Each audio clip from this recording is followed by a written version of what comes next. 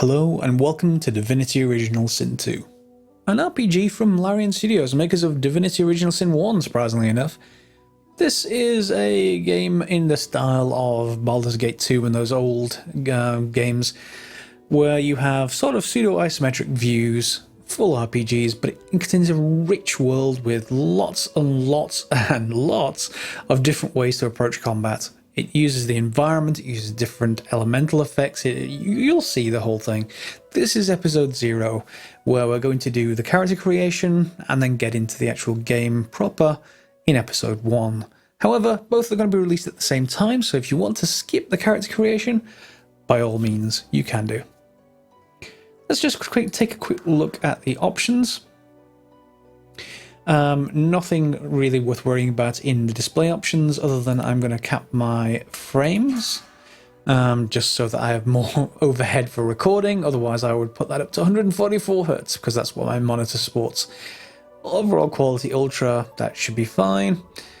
All high, I don't even need that high. Lighting high. Shadows, everything on high. I'm not going to want motion blur, nor am I going to want bloom, and not depth of field. That's just my personal preference, nothing to do with what's good or bad. Audio I'm going to leave alone. Gameplay, if you're going to do this bit, then I would suggest then you look at difficulty. Classic mode, well, there's 4. Explorer is an easy mode. If you want to see the story, you don't want too much difficulty in combat, go for Explorer if you like story stuff. If you want to play a classic RPG, obviously classic mode, this is sort of a normal mode and we can start off on that. I may well do another playthrough later on tactician mode, which is it's not just hard in that mobs are higher health, it's also increased AI tactics and dirty tricks and all kinds of other stuff. And honor mode, I think, is pretty much an Iron Man mode. So 1 save file, and that's it. That's your lot. Let's start on Classic, and we'll see where we get to on that. If we become too powerful, maybe we should up that to Tactician. Sometimes that does happen in RPGs. Skyrim, I'm looking at you. Save games, I'm just going to up that a little bit, up to 10. And quick saves, etc. Subtitles I will leave on, although I'm not going to talk over, because this is a fully voiced RPG, I'm not going to talk over dialogue too much. I don't want to interrupt the flow of your audio if you want to listen to everything as it's actually going on. Show tutorial boxes, all, and reset a new game just so you can see all the tutorials. I'm not going to worry about highlights just yet, nor am I going to enable edge panning. You can, if you wish, move the mouse to the edge of the screen to move things around in the camera. I'm not going to do that. I'm just going to use the WSAD keys to move around. And then controls, which I'm just going to leave alone. So let's just head back. Well, let's head into character creation. Oh, one quick thing. There is a Game Master mode if you want multiplayer. This is much like running a D&D campaign, so just be aware that's a feature. Let's start with single player then. And we get this choice again, even though I chose in the options menu. Let's use classic, the classic Divinity experience. You'll need your wits about you both in and out of combat. Begin.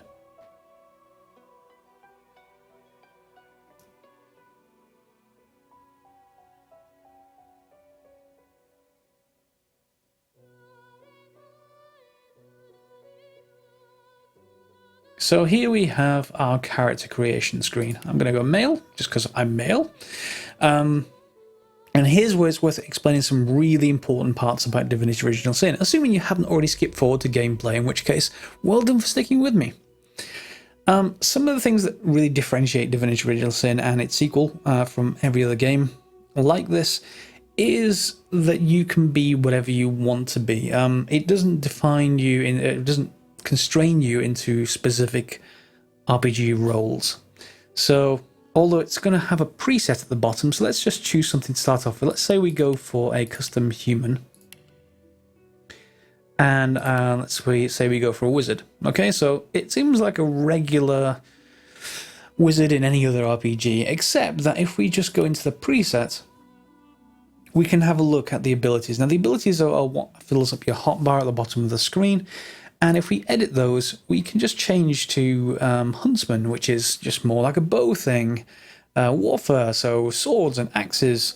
Scoundrel, so more of a rogue thing. The ability to gain different abilities in this game is huge. The only thing that constrains it, and the really important part you get right, is, or at least right for you, is that one of the stats here, let's just actually go to the preset. One of the stats here is called memory. Okay, this didn't exist in Divinity Original Sin 1. It affects how many slots you have to add extra skills. So in Divinity Original Sin 1, you had the ability to just go hybrid, just have intelligence and strength, and probably even a third one as well, maybe con or another one. And you ended up being able to make this character that had just lots and lots of skills from lots of different areas. This, I think, was added to combat that. And what it tends to do is create a sort of situation where if you want to min-max, you'll want to go for one of the more pure classes or pure stats attributes. So in this case, let's just remove all of this. You start with 10 everything. However, we have 3 attribute points. You have strength, finesse, and intelligence. Now, intelligence doesn't just affect your skills, as it says on screen, also affects your weapons. So if you're going to go intelligence, or strength, or finesse, make sure you match that, if you want lots of damage, match that with a type of weapon. Remember, you're not constrained, so I can go and pick up a sword, a bow, a staff, or whatever I actually want to pick up. But if I pick up a sword, but I'm increasing my intelligence, there's going to be a mismatch there.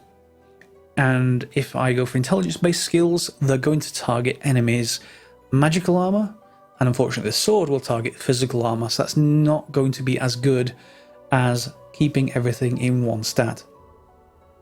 However, your mileage may vary. I'm just starting this game as well. It's just out today, and unfortunately I was neither sponsored nor had access to the final version. I had access to the early access version, but not the final version until it came out right now. So let's see how we actually go. So I'm going to keep the preset that it gave us, 2 intelligence, 1 con. That just adds extra health, of course, and intelligence adds damage. Okay, so we're going to confirm that. Let's just quickly look at this, and I'm just going to alter this to something I quite like. If you're going to be a wizard, you have to have a goatee. It's a requirement. It comes with every graduation of mage school. And voice, we're going to have scholar. Let me not talk over that. Let's try that again. Prepare yourself. Nice try. Nice try. So preset, we've dealt with the attributes. Abilities we should look at. Now, 2 different sides of 2 abilities. One is combat, the other one is civil. Different pools, so you can't transfer your civil abilities into combat. Unfortunately, I would really like that. So if we just remove them all, we can take a look at what we have. Briefly, warfare, it's physical damage. If you're a fighter, you're going to go for warfare. Huntsman, again, same thing with bows and rogues. However, remember, you can take whichever ones you want. So if you want to take a point in Scoundrel and get some sneak abilities, not just necessarily for the damage, but later on for skills, these abilities will give you access to skills, and that's one of the things you may want to go for. Scoundrel in the first game used to be very, very useful for... there was an ability that you got that let you go invisible without actually sneaking. Not sure if it's in this game. I'm going to have a look at that, and we'll probably pick it up later if that's the case. Pyrokinetic, so this deals fire damage, which we're going to take. It's very useful. Hydrosophist is water damage. Often you get things like rain, and rain's a very useful effect, and that's perhaps a good point to discuss environmental effects in Divinity Original Sin 2, or 1. You can lay down things in the environment, such as oil or water. And then you can use other spells in combination with them. Set the oil on fire, you can put poison down, make poison explode with fire. You can use water with ice to freeze everything. And it goes on and on. There are lots of combinations like that that make things really good. In this case, I'm going to take Geomancer, which is the one it actually originally suggested. But this also basically has, it has poison and earth attacks. This also includes oil. So if you want to lay down oil and then set it on fire with pyrokinetic, well, that's exactly what you can do. On the civil... Oh, no, there's a couple of other things. These should be fairly obvious. Obviously, air abilities. You have a few others. Necromancer. That's more of a lifesteal kind of thing. Summoning. May well want to do that. Having more than one summon is very useful. Not at the start of the game, but maybe later. And polymorph is sort of druidic kind of thing. You can you can change into different shapes and all kinds of different things. There are also combat abilities for weapons, so you can increase your weapons depending on what you use, and defense. But for the start, we're just going to start off with some damage abilities. On the civil, we have a few here. In the previous game, I didn't take Lawmaster. I used one of my companions to have Lawmaster. And the same thing, basically, when you get items dropped, you can't see them. They need to be identified, and you need Lawmaster to do that. So you could just take them to one of your companions who would do it, so I'm not going to take that there. Telekinesis is sometimes useful, but nothing just yet. And then we have a choice, really, of some nasty deeds, so sneaking and thievery. I kind of do like those abilities, but it doesn't really fit the theme of a wizard, so I'm going to leave them out. Personality then, bartering is just, obviously, you get more money for selling things, which is useful, but in the first game you tended to get a lot of gold, eventually. It just started piling up. So I'm going to leave it off for now. Lucky Charm is likelihood of finding extra treasure, maybe. But Persuasion helps me win things in dialogue. So I think I'm going to take Lucky Charm. If for no other reason than Persuasion, maybe that's a rogue thing. But we can just confirm that. And then we've got skills. Now, if you just left it alone from the preset, these will already be set up. But in our case, it wasn't. So one of the skills I want is Searing Daggers. This lets me choose three different places, and I throw a dagger at each one. Pretty cool. I'm going to want Fossil Strike. This drops oil onto the ground, which you can then ignite with said daggers. And then the third one is a bit of a choice. There's Clear-Minded, so that increases Strength, Finesse, Intelligence, so it's slightly a damage boost, and Wits by 1. I'm going to go back to Wits in just 1 second. Also removes various different effects, so Blinded, Terrified, Charmed, all those other kinds of things. Haste, quite useful, particularly if you're going to give it to a melee character who just runs in and just basically smacks everything with swords, hammers, axes, whatever you want. And then sort of a point-blank area of effect sets things on fire that are around you. And you'll see that says resisted by magical armor. Remember what I said earlier, where you have two different types of armor on NPCs, magical and physical. So choose one and stick to it, depending on which character you're actually doing or what you like to play. Fortify, so just provides more physical armor. Contamination. Okay, it turns water, blood surfaces, and clouds into poison. If we had Hydrosophist, that would let me obviously turn this into poison, which I could then explode with Searing Daggers. Those kind of combinations and synergies are very useful. And I think I'm going to choose Poison Dart for now, just so we've got 3 different types of damage. This one is, well, it's earth damage, but mainly it's the oil that we want. So we're going to confirm that one. And just briefly, I'm going to pop back into here and talk about wits.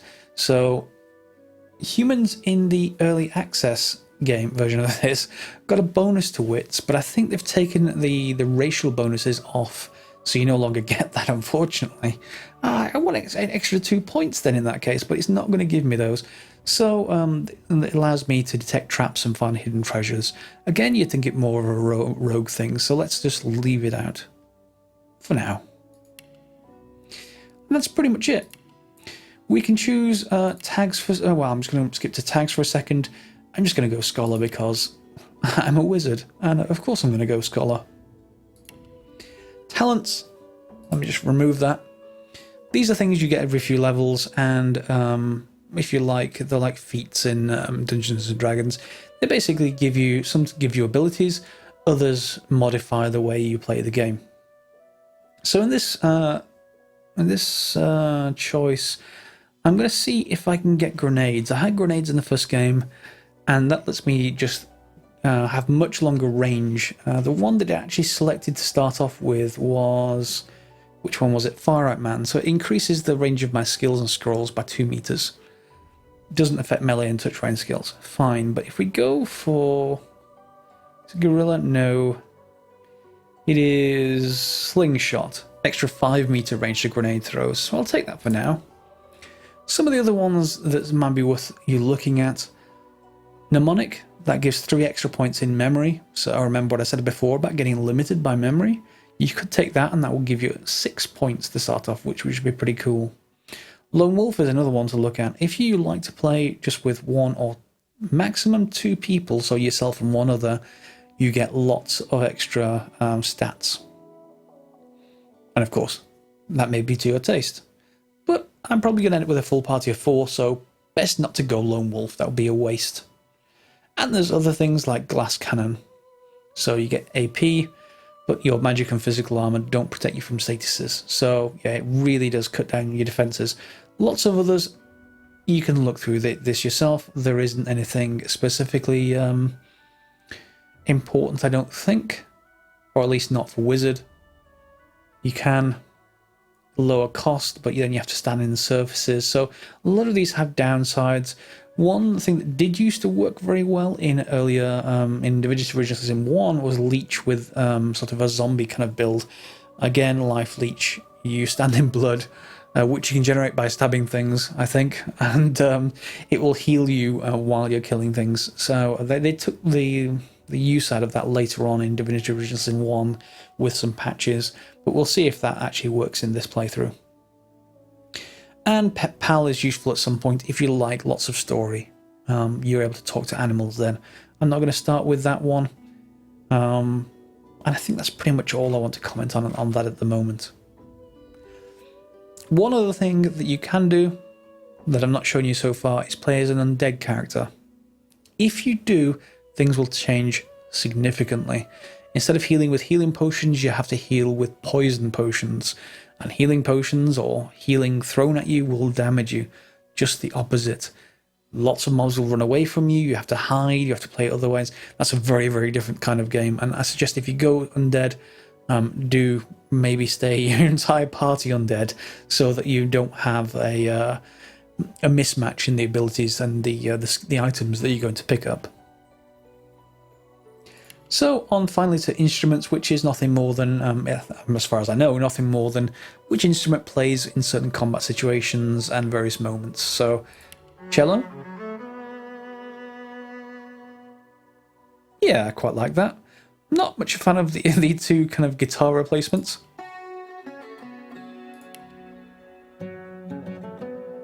No, and panpipe or pipe. Sort of nice, but I'll stay with the cello. And name, well, how could I name him anything else other than Grayduster? So this is the end of character creation in episode 0. Join me for the next episode where we'll start the actual gameplay. Thanks for watching.